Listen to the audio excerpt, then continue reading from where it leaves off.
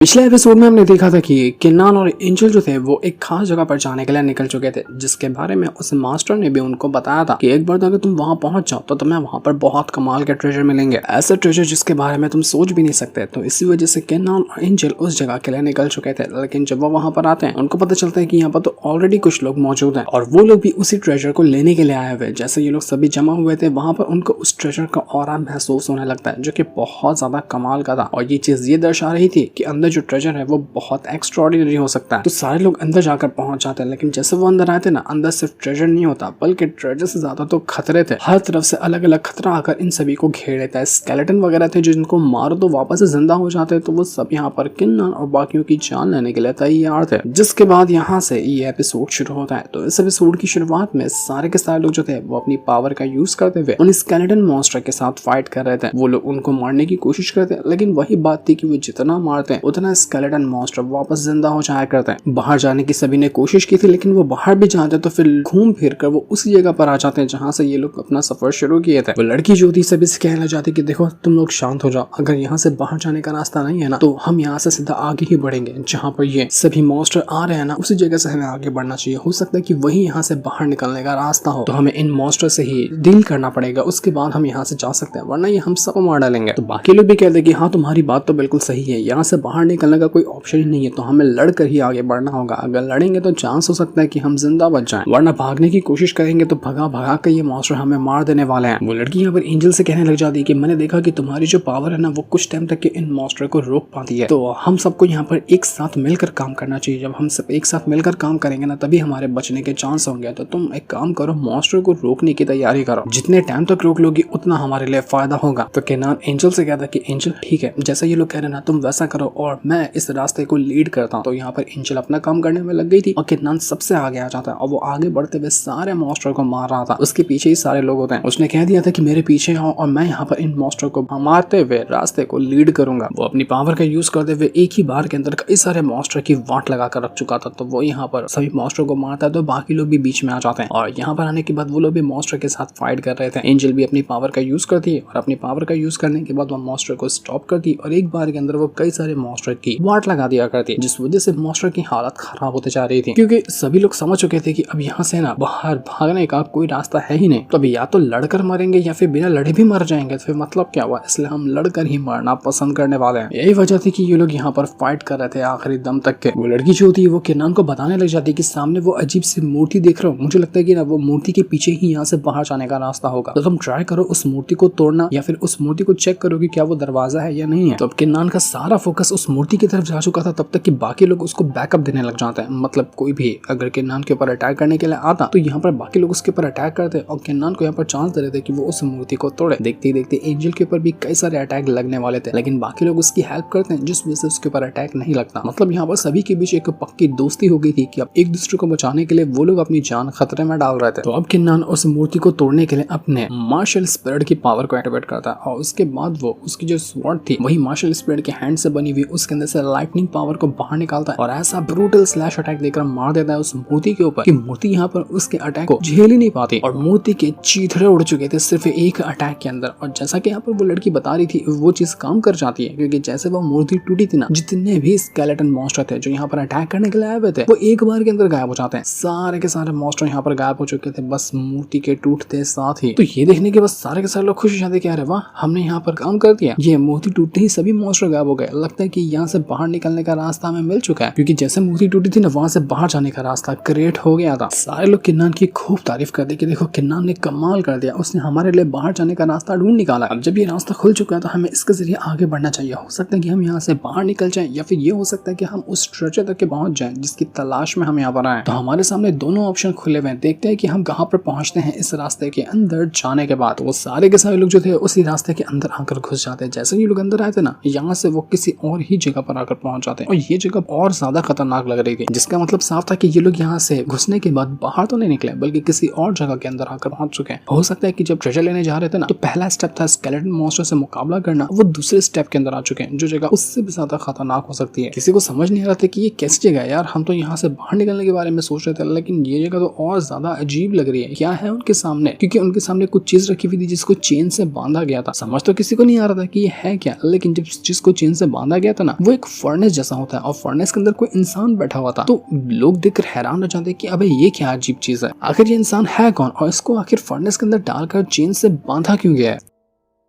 Angel कहने लग जाती है कि मेरा ख्याल जहाँ तक कि जा रहा ना कि हो सकता है कि ये किसी पुराना इमॉर्टल वगैरह होगा, उसके अवशेष बचे हुए, मतलब जिसे हम यहाँ से दूर से इंसान देख पा रहे हैं, हो सकता है कि वो इंसान ना हो, खाली स्केलेटन हो जिसके ऊपर कपड़ा रखा गया, जैसे कि हमने कुछ टाइम पहले भी देखा था। हो सकता है कि यहाँ पर किसी इमॉर्टल ने अपनी समाधि ले ली होगी, इसको किसी सील के अंदर कैद करके यहाँ पर रखा गया होगा, लेकिन कभी भी ये इमॉर्टल उसके अंदर से बाहर निकल ही नहीं पाया। इस वजह से हमेशा हमेशा के लिए वो यहीं पर कैद होकर मर गया होगा। मेरा ख्याल तो इसी तरफ जा रहा है कि यही चीज यहाँ पर हो सकती है। वो जो लड़की इनके साथ आई हुई थी ना, वो आसपास की चीजों को नोटिस करने लग जाती है और वो एक बहुत अजीब चीज नोटिस करती है। वो कहती है कि यहाँ पर ना 12 नेदर इमॉर्टल पिलर्स लगे हुए हैं। देख रहे हो, जहाँ पर ना टोटल 12 पिलर हैं जिनको नेदर इमॉर्टल पिलर्स कहा जाता है। और ये जो फॉर्मेशन यहाँ पर तैयार किया गया उसका नाम पता है क्या है? उसका नाम है 9 नेदर इमॉर्टल रिफाइनिंग फॉर्मेशन। इस फॉर्मेशन के जरिए नेदर किंग्स जो होते हैं उनको यहाँ पर ट्रैप किया जाता है। मतलब हो सकता है कि जिस बंदे को हम देख रहे हैं वो कोई नेदर किंग होगा, तभी देखते ही देखते वहाँ पर बहुत सारा अजीब सा ऑरा फैलने लग जाता है जो कि डिमोनिक ऑरा लग रहा था। और देखते ही देखते वहाँ पर एक बंदा आकर पहुंच जाता है जो कि काफी अजीब होता है, बिल्कुल डिमोनिक जैसा। और यहाँ पर आने के बाद वो कहने लग गया था कि मैंने बिल्कुल भी नहीं सोचा था कि मैं कभी इंसान को अपनी जिंदगी में देख पाऊंगा। आखिर तुम लोग दरवाजा तोड़कर यहाँ तक आए तो आए कैसे किया तुम लोगों ने ये काम? लेकिन कोई बात नहीं, तुम लोग यहाँ पर आ तो गए हो, लेकिन यहाँ से जा नहीं पाओगे, क्योंकि अब मैं यहाँ पर तुम जितने भी लोग हैं ना, तुम्हारे एसेंस को और तुम्हारी सोल को रिफाइन करूंगा, ताकि मैं अपनी जिस इमॉर्टल बॉडी के अंदर रह रहा हूँ इसको फिक्स कर सकूँ, इसको ठीक कर सकूँ और इसको पूरी तरह से रिफाइन कर सकूँ। क्योंकि यहाँ पर रहते रहते बस मैं बिल्कुल मरने के कगार पे पहुंच गया था। लेकिन अब जब तुम लोग आ चुके हो ना यहाँ पर, तो तुम लोग मेरी हेल्प करोगे एक बार नया जीवन हासिल करने में। देख कर सारे के सारे लोग हैरान हो जाते हैं कि आखिर ये बंदा है कौन, ये आया तो आया कैसे। तो उन्हीं ग्रुप के अंदर एक बंदा होता है जो कि कहने लग जाता है कि मुझे ऐसा क्यों लग रहा है कि मैं इस बंदे को जानता हूँ। ये बंदा ना जुआन मिंग है, कॉप सेक्ट का क्राउन प्रिंस। और तुम लोगों को पता है ये बंदा ना बहुत बड़ा वांटेड है। ऐसा ऑर्डर दिया गया था कि जहाँ पर इस बंदे को देखा जाए वहां पर ही मार दिया जाए, क्योंकि ये बंदा क्या करता है, किसी भी इंसान को पकड़ता है और जिंदा ही उसको रिफाइन कर देता है। मैंने इसके बारे में बहुत सुनकर रखा है, लेकिन आज जिंदगी में पहली बार इसको आंखों से देख रहा हूँ। हम सब गए, ये हमें मार डालेगा, ये हमें बिल्कुल भी नहीं छोड़ने वाला है। अब तक ये कितने इंसानों को नहीं, सिर्फ कितने सेक्ट को भी पूरी तरह से जिंदा ही रिफाइन कर चुका। लाखों हजारों लोगों को इसने अब तक के मारा है और इसका सामने आना मतलब कि हमारे लग गई है, हमें बिल्कुल भी नहीं छोड़ेगा। तो वो जो जुआन मिंग था कहने लग जाता है कि अरे वाह, ये तो कमाल की बात है कि तुम लोगों ने मुझे पहचान लिया। मैंने नहीं सोचा था कि तुम लोग मुझे पहचानते होगे। अब जब मुझे पहचान ही लिया है तो मेरी हरकत से तो तुम लोग वाकिफ ही होगे कि मैं किस तरह से तुम्हारी जान लेता हूँ। तो तुम्हें ये भी पता होगा कि तुम यहाँ से बाहर नहीं जा सकते, क्योंकि मेरा एक ना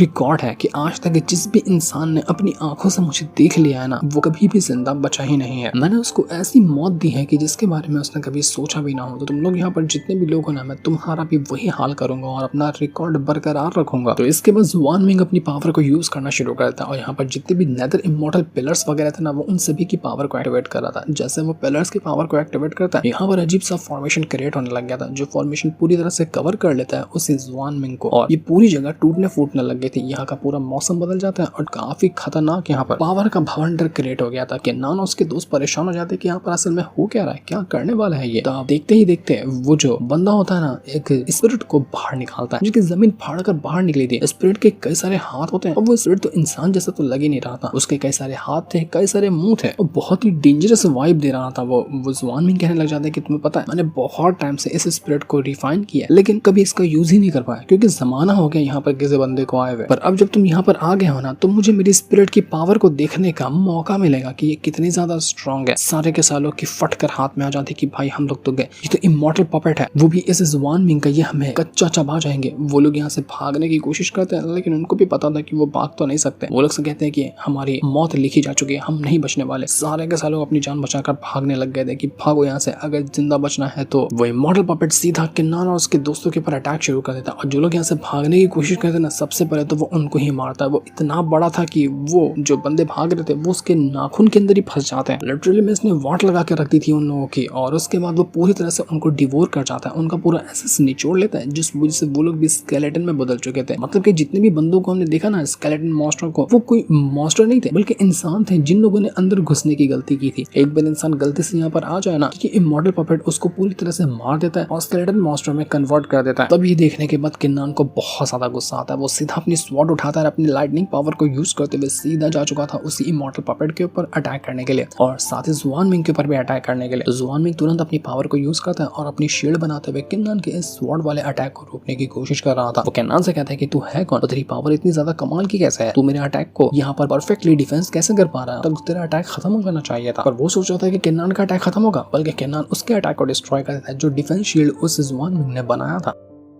जुआन मिंग हैरान रह चुका था कि नहीं, ये पॉसिबल ही नहीं है, तूने मेरे डिफेंस शील्ड को कैसे तोड़ा। लेकिन कोई बात नहीं, मेरे पास एक अटैक नहीं, मेरे पास बहुत सारे अटैक है। वो और भी अटैक करना शुरू कर देता है किन्नान के ऊपर। वो लड़की भी बीच में आ चुकी थी, वो भी अपनी खास पावर को एक्टिवेट कर लेती है। उसके पास भी लाइटनिंग की पावर थी, लेकिन उसकी लाइटनिंग की पावर थोड़ी सी पर्पल कलर की थी। ऐसा लग रहा था कि इसकी लाइटनिंग की पावर पॉइजनस पावर से भरी हुई है, तो उसके जरिए वो जुआन मिंग के ऊपर अटैक करने लग गई थी और वो जितने भी नेदर पिलर होते हैं ना, उनको तोड़ने लग जाती है, क्योंकि ये जुआन मिंग उसे नेदर पिलर के अंदर से अपनी पावर को यूज कर रहा था। तो जुआन मिंग कहता है कि तेरी हिम्मत कैसे हुई, तूने मेरा फॉर्मेशन डिस्ट्रॉय कर दिया, मैं तुझे छोड़ूंगा नहीं, तुम सबको बहुत बुरी मौत देने वाला हूं, मेरी इतने सालों की मेहनत तुमने बर्बाद कर दी। तो अब वो यहाँ पर उस लड़की के ऊपर ही अटैक करने के लिए आ रहा था, लेकिन जैसे वो अटैक करने वाला था, बीच में एंजल आ जाती है जो उस लड़की को बचा लेती है और उस जुआन मिंग के अटैक को उसने खुद पर झेलते हुए उसको रोक लिया था। अपनी पावर का यूज करते हुए जुआन मिंग के अटैक को यहाँ पर डिस्ट्रॉय कर देती है, जिस वजह से जुआन मिंग का अटैक खत्म हो गया था और वो लड़की जान बच जाती है। ये होने के बाद एंजल वापस से जुआन मिंग के ऊपर अटैक करने लग गई थी। जुआन मिंग हैरान रह चुका था कि ये लोग है कौन, ये लोग मेरे अटैक को रोक भी पा रहे हैं और इतनी अच्छी मुझे टक्कर भी दे पा रहे हैं, आखिर इनके पास इतनी पावर आई कैसे। वो कहता है कि मेरा डेथ